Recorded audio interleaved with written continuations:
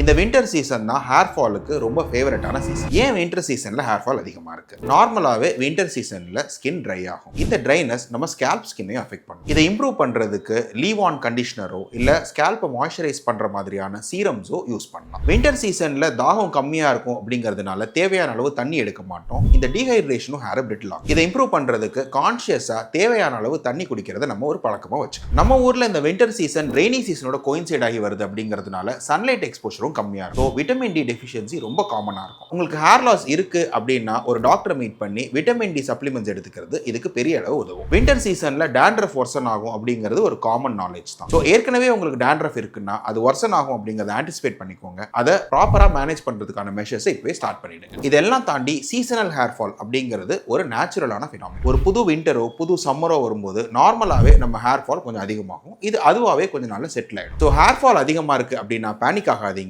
Hair ஃபாலை improve பண்றதுக்கான இந்த மெஷர்ஸ்லாம் எடுத்துக்கோங்க அண்ட் வெயிட் பண்ணுங்க. உங்க ஹேர் ஃபால் அதுவாகவே மெதுவாக இம்ப்ரூவ் ஆகும்.